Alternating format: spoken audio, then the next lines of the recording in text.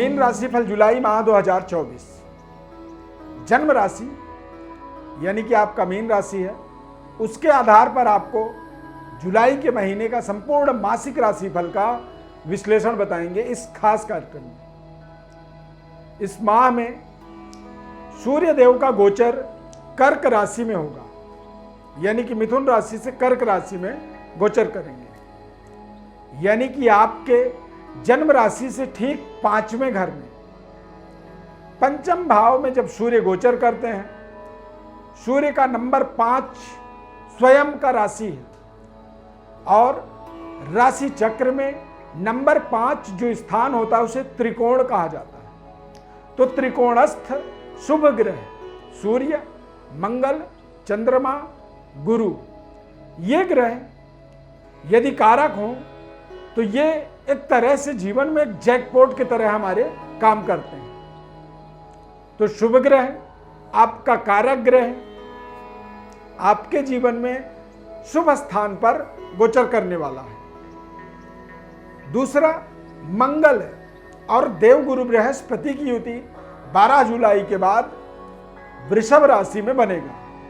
तो मंगल का ये गोचर 10वें भाव में दृष्टि डालेगा और गुरु और मंगल दोनों ही ग्रह आपके भाग्य को देखेंगे।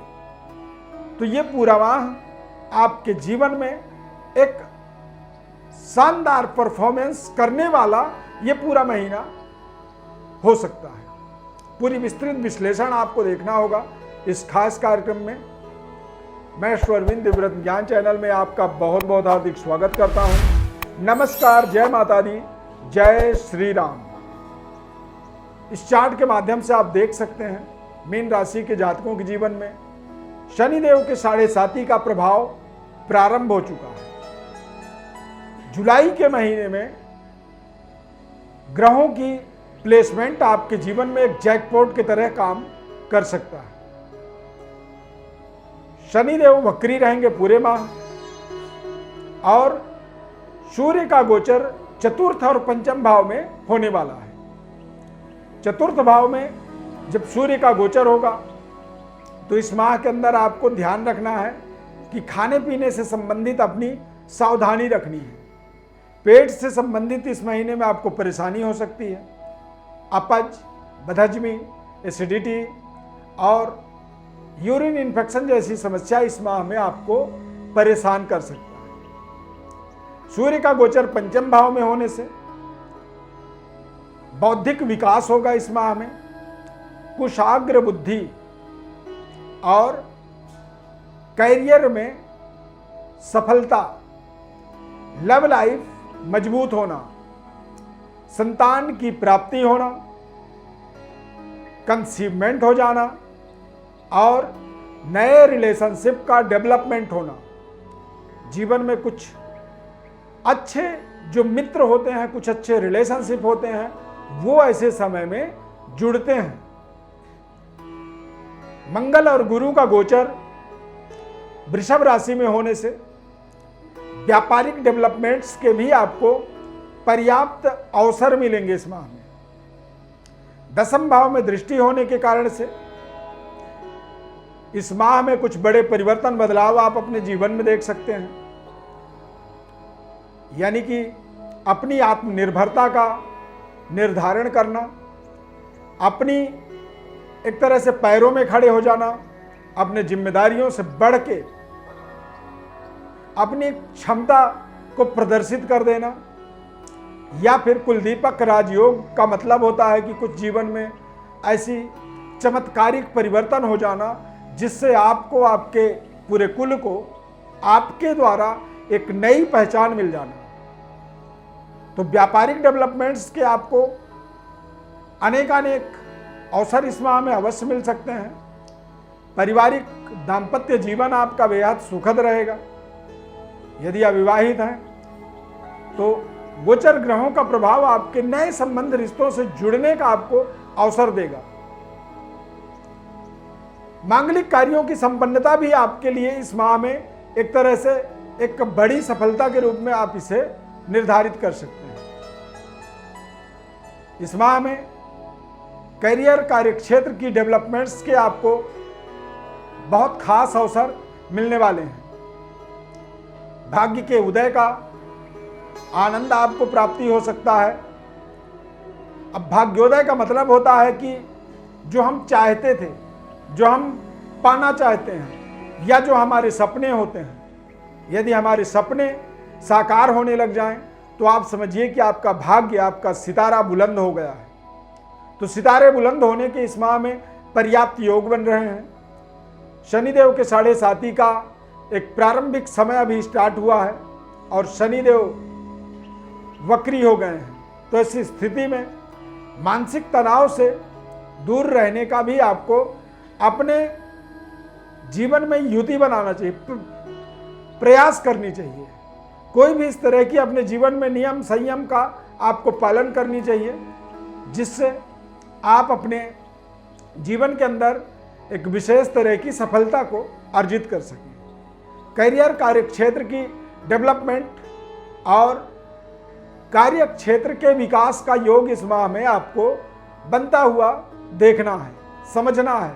और यदि कोई अवसर मिलता है तो निश्चित रूप से आप अपने कारोबार व्यापार का विकास करें, कार्य क्षेत्र का डेवलपमेंट करें। और जितनी सॉलिड, कहते हैं घर दुकान से मकान बनाया जा सकता है।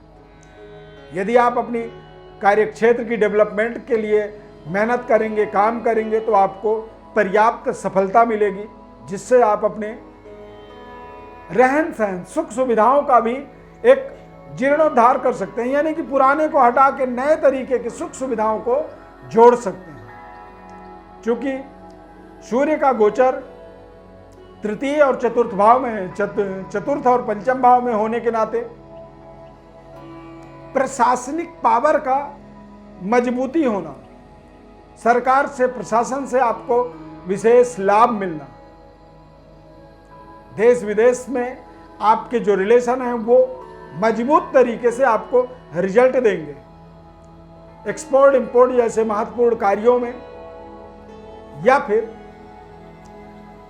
जो आप जिस व्यापार के अंदर जुड़े हुए हैं उसके अंदर आपके ट्रेडिंग पावर की मजबूती होना, लेन देन की सक्रियता और सफलता, ये दोनों ही चीज़ें आपके लिए देश विदेश, नेशनल इंटरनेशनल स्तर पर अपने आप को आगे बढ़ाने का अवसर देंगे। राहु और केतु की युति, प्लेसमेंट आपको एक तरह से डिजिटली प्रमोट करने का भी एक नया प्लेटफॉर्म दे सकते हैं, कुछ नए लोगों से जोड़ सकते हैं। और यदि सही तरीके के लोग आपके जीवन में जुड़ेंगे तो डिजिटली वो आपको एक बड़ी भारी भरकम प्रमोशन आपके लाइफ में कर सकते हैं, जिससे आप अपनी ब्रांड को, अपने व्यवस्था को, अपने व्यापारिक सिस्टम को दूर दूर तक पहुंचा सकते हैं। और कई बार यदि सही तरीके से आप इसका एक तरह से इस्तेमाल करते हैं तो नेशनल से इंटरनेशनल स्तर तक भी अपने आप को आप जरूर पहुंचा सकते हैं। मीन राशि के जातकों के जीवन में शनिदेव के 7.5 का प्रारंभिक फेस है और शनिदेव वक्री हैं। कई बार 7.5 के अंदर उलट रिजल्ट आता है, यानी कि आपके टेंशनों के बजाय आपके जीवन में तमाम ऐसे अपॉर्चुनिटी क्रिएट कर देता है, आपको अवसर दे देता है।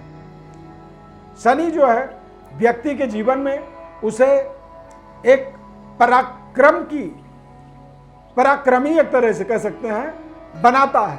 या फिर शनि यदि एक बार सकारात्मक या 7.5 के अंदर सकारात्मक जब रिजल्ट की प्राप्ति का समय होता है तो ये एक ऐसे बड़े टारगेट को सेट करता है और उस टारगेट को पाने के लिए व्यक्ति कठिन परिश्रम, मेहनत लगातार करता चला जाता है।